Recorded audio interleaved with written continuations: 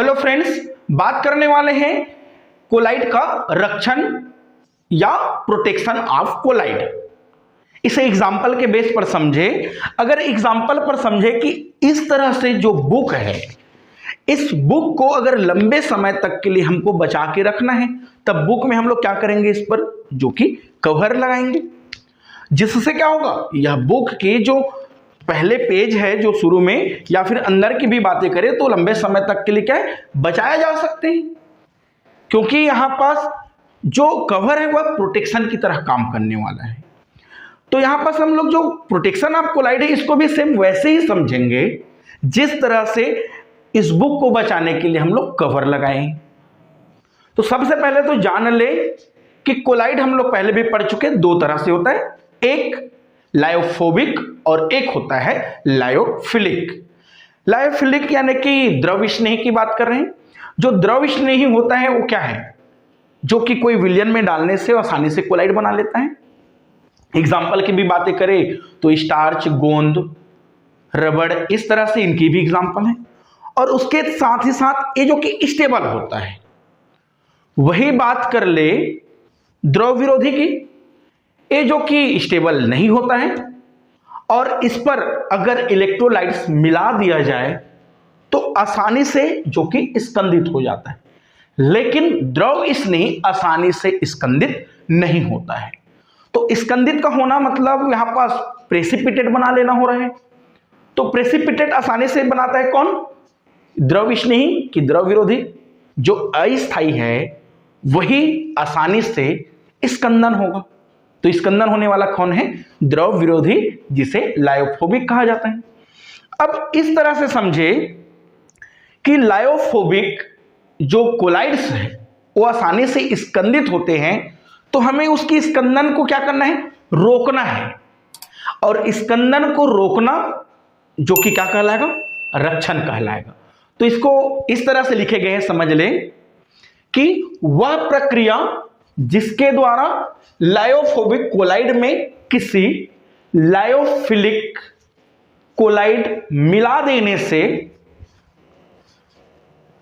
और उसके बाद इलेक्ट्रोलाइट्स की कम मात्रा मिलाने पर स्कंदन नहीं हो पाता है, जिसे कोलाइड का रक्षण कहते हैं। और इस तरह से जो लायोफोबिक कोलाइड है, उस लायोफोबिक कोलाइड का रक्षण करता है कौन, लायोफिलिक कोलाइड। तो यहां पास जो लायोफोबिक कोलाइड है वह एक तरह से जो कि लायोफोबिक के स्कंदन होने को रोकता है, उस पर अगर बाद में अल्प मात्रा में विद्युत अपघट्य मिला दिया जाए तब यहां पास जो लायोफिलिक है वह एक तरह से प्रोटेक्टर की तरह काम कर रहे हैं, जिसे यहां पर कह देंगे हम लोग प्रोटेक्टर ऑफ कोलाइड। ये लो, अगर इसके एग्जाम्पल की बातें करें तो यहां पास एग्जाम्पल है जिलेटिन, गोंद, स्टार्च। और वही लायोफोबिक की अगर बात कर ले तो यहां पास आर्सेनिक सल्फाइड है, फेरिक हाइड्रोक्साइड है, इस तरह से यहां पास इसके एग्जाम्पल है। अब इसके एग्जाम्पल के थ्रू समझे। यहां पास अगर लायोफोबिक कोलाइड्स डाल दिए हैं, अब लायोफोबिक कोलाइड के चारों ओर तो पता है जो कोलाइड के कण होगा, तो यहां पास अपोजिट कोलाइड के कण है। और अगर इस अपोजिट कोलाइड्स के कण हैं और यहां पास कोई इलेक्ट्रोलाइट्स मिला दिया जाए, एलो इलेक्ट्रोलाइट्स मिला दे या फिर कह दे NaCl यहां पास चले डाल दे, इलेक्ट्रोलाइट्स की तरह काम करने वाले। अब इलेक्ट्रोलाइट्स अगर डालेंगे तो यहां पास Na क्या है, प्लस आयन है, और Cl क्या है, माइनस चार्ज है। इस कंडीशन पर अगर डालते हैं तो डालने से ही इसका क्या होगा, स्कंदित हो जाएगा, प्रेसिपिटेशन बना लेगा। अगर इसकी लायोफोबिक की एग्जांपल की बात कर लेना, यहां पास आर्सेनिक सल्फाइड की बातें कर रहे हैं, और आर्सेनिक सल्फाइड में अगर NaCl डाल दिए तब क्या है, वो स्कंदित हो जाएगा।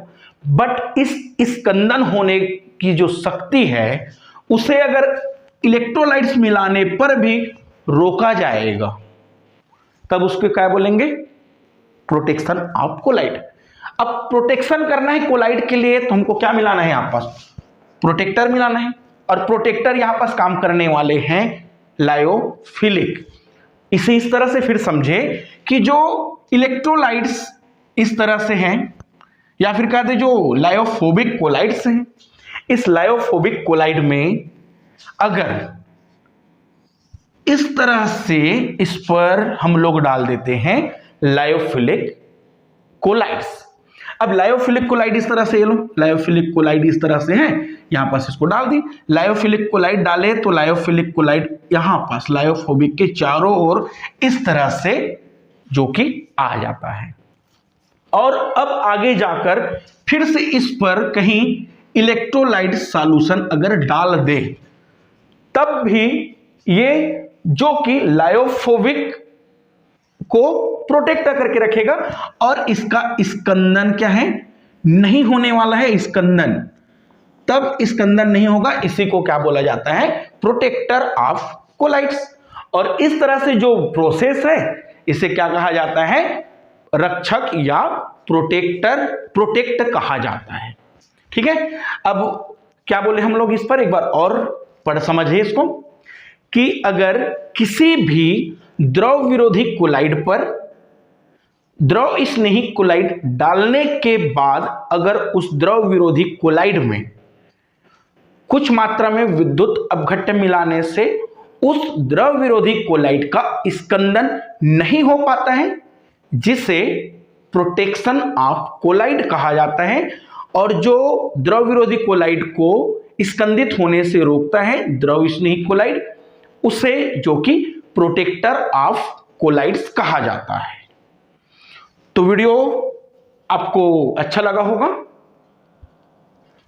तो चलिए मिलते हैं नेक्स्ट वीडियो के साथ में। Thank you.